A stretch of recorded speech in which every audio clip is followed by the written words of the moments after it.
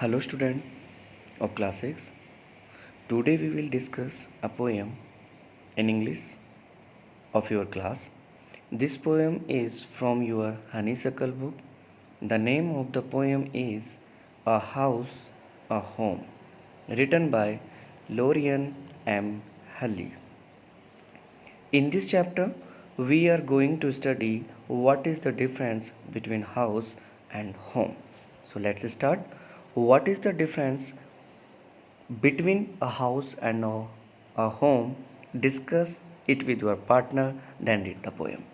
So before we start this poem, we will discuss with the partner, or with the companion, or with the friend, or with the family member, what is the difference between house और home.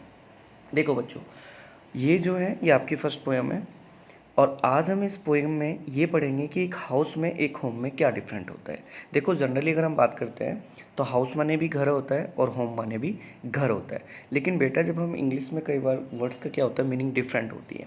तो देखो इस poem में हमें जो writer है लोरियन M हल्ली वो हमें हाउस और होम के बीच में डिफरेंस बताता है। तो वो क्या क्या डिफरेंट है चलिए हम रीड करते हैं पोएम को।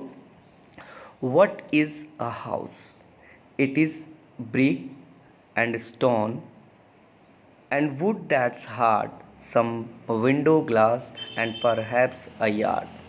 Its eaves and chimneys and tiles floors and stucco and roof and lots of doors. Second में बता रहा है what is home. It is loving and family and doing for others, its brothers and sisters and fathers and mothers. It's unselfish acts and kindly sharing and showing your loved ones you are always caring. So in this chapter बहुत अच्छी बात है, इस chapter से हमें ये पता लगेगा कि हाउस में और होम में क्या डिफरेंट है. सो चलिए हम स्टार्ट करते हैं. जैसे पोएट ने हमें कहा व्हाट इज़ हाउस, हाउस क्या होता है, तो उसने हमें बताया it is bricks and stone. House जो है house is a consist of, किससे होता है, ब्रिक्स से होता है. ठीक है, house consist of rooms, a kitchen, a balcony etcetera which are made of bricks. जो हाउस है वो किससे बने होते हैं, उसमें रूम होते हैं, किचन होती हैं, बालकनी होती हैं और वो ईंटों से बने होते हैं. कुछ लोग क्या करते हैं उसे, कुछ विंडोज़ क्या होती हैं, सम विंडो और स्टोन से बने होते हैं, वुड एंड ग्लास से बने होते हैं. कुछ लोग क्या करते हैं ग्लास की विंडो लगाते हैं. ठीक है, सम हाउस में हैव अ यार्ड. कुछ हाउस में क्या होती हैं, यार्ड होती हैं. यार्ड का मतलब जानते हैं ना आप, जैसे अपने घर के आगे थोड़ी सी खुली जगह हम बना देते हैं, ठीक है, बालकनी टाइप की, उसे. कुछ लोग क्या करते हैं अपने घर में चिमनीज लगा देते हैं, टाइल लगा देते हैं. देखो बेटा, हाउस में जैसा किसी के पास अपना बजट होता है ऐसे ही वो अपने घर को बनाता है. कुछ लोग तो खाली ब्रिक्स बनाकर ईंटों के घर में बनाकर रहते हैं. कुछ लोग क्या करते हैं उसमें अच्छा अच्छा मार्बल लगाते हैं, ठीक है, अच्छी अच्छी वुड फर्नीचर लगाते हैं, टाइल्स बिछवाते हैं, है ना. तो ये क्या है, ये हाउस होता है. ठीक है, अब हाउस क्या है, these may have lots of doors depending our requirement. अब हम क्या करते हैं, जब हम एक हाउस अपना घर बनाते हैं तो हम हमारी जो रिक्वायरमेंट होती है उसके अकॉर्डिंग हम क्या करते हैं उसमें डोर लगाते हैं, दरवाजे लगाते हैं. They are cemented structure but without any sign of life. ये क्या होते हैं, ये क्या होते हैं, ये सीमेंटेड बने होते हैं. ठीक है, और इनमें ये क्या होते हैं, ये विदाउट लाइफ होते हैं, मतलब साइन ऑफ लाइफ. देखो बच्चों, घर में जो हाउस होता है, घर हाउस में क्या होती है, आपके पास सारी चीज़ें होती हैं. ठीक है, घर में आपके पास क्या होंगी, ईंटों से बना होगा, पत्थर लगे होंगे, लकड़ी होगी, फर्नीचर होगा, कांच से बनी विंडो भी होंगी. ठीक है, आपका कुछ यार्ड आंगन भी होगा. ठीक है, छत भी होगी, चिमनी से बनी होती है. घर में बहुत सारे दरवाजे भी होते हैं जैसे जैसे हमारी रिक्वायरमेंट होती है. लेकिन ये कैसे होते हैं, ये जो है नॉन लिविंग ऑब्जेक्ट होते हैं, मतलब निर्जीव होते हैं. क्यों, क्योंकि जब तक इनमें कोई व्यक्ति नहीं रहेगा तब तक ये कैसे रहेंगे, नॉन लिविंग रहेंगे. समझ आ गया बच्चों. अब नेक्स्ट स्टेंजा क्या कहता है, तो what is a home, it's loving and family. तो यहाँ पर जो पोएट है वो डिफाइंस कर रहा है होम को, किससे, which consist of family members such as a father, mother, sister and brother. समझ में आ रहा है ना? And doing for others, it's brother and sisters and fathers and mothers, it's unselfish act and kindly sharing and showing your love once you are always caring. So in this stanza they love and care for each other. समझ में आ गया? Poet जो है वो हमें ये बता रहा है कि जो होम होता है, होम किससे बना होता है बच्चों? जिसमें मदर भी होते हैं, फादर भी होते हैं, सिस्टर भी होती है ना, ब्रदर भी होते हैं, और वो दोनों वो क्या करते हैं आपस में? वो क्या करते हैं? Love and care for each other without any selfish motive.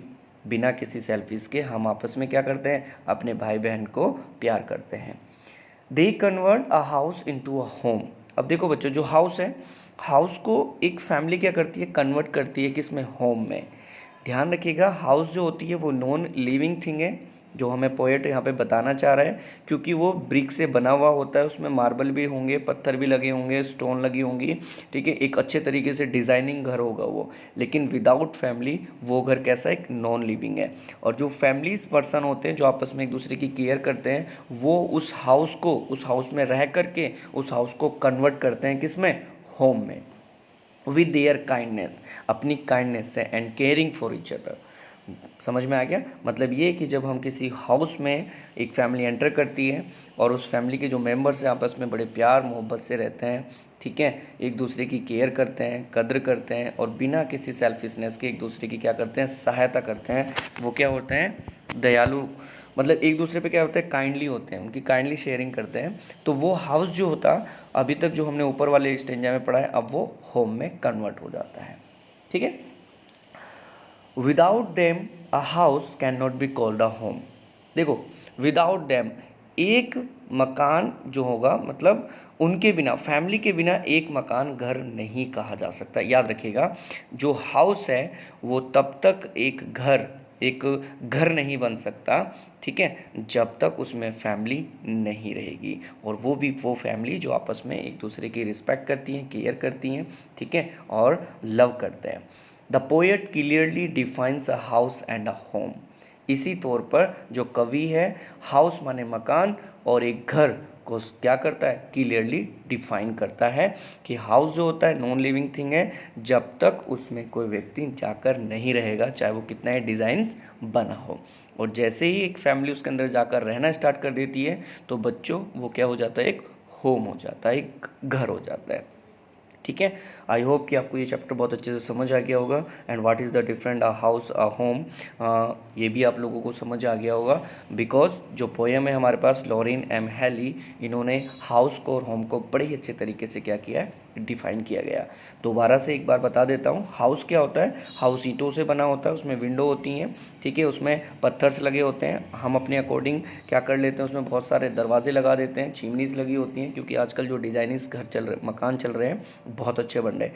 लेकिन बच्चों याद रखना, उस मकान में जब तक एक फैमिली नहीं रहती जो आपस में बहुत प्यार करते हैं, ठीक है, केयर करते हैं, तब तक आप उसे एक होम नहीं कह सकते, क्योंकि होम जो होता है वो फैमिली से मिलकर बनता है, और हाउस जो होता है वो ब्रिक लेयर से बनकर, मतलब ब्रिक से, ईंटों से मिलकर बनता है। ठीक है, तो आई होप कि आपको समझ आ गया होगा।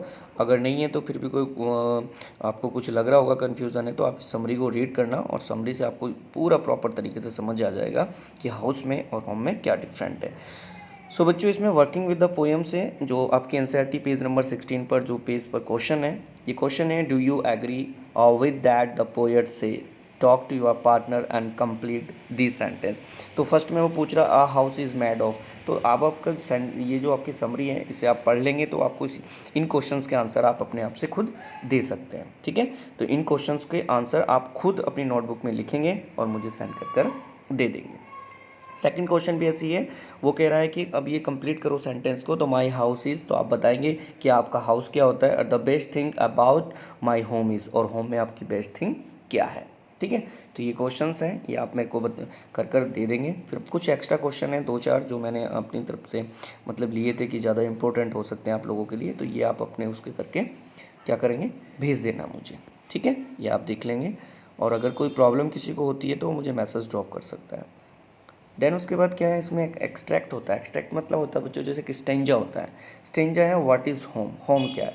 अब इससे रिलेटेड कुछ क्वेश्चंस आपको बनते हैं, तो वो ये एक्सट्रैक्ट क्या होता है, एक स्टेंजा होता है। एक स्टेंजा आपको लाइनिंग दी होती है एक पोएम की, उसको रीड करने के बाद इसमें तो क्या है, इसमें क्वेश्चन के आंसर दिए हुए हैं, लेकिन एग्जाम में क्या होता है आपके पास आंसर्स नहीं आएंगे। तो ऐसे तरीके से क्वेश्चन आएंगे और उस क्वेश्चन को आंसर आपको फाइंड आउट करने पड़ते हैं इस एक्सट्रैक्ट में से। तो ये भी आप अपनी नोटबुक में कर लेंगे। ठीक है, आई होप कि आपको ये समझ आ गया होगा। अगर आपको फिर भी कोई प्रॉब्लम होती है तो आप मुझे एक मैसेज ड्रॉप कर देना, then I help you. Okay, ठीक है, ओके, थैंक यू बच्चों।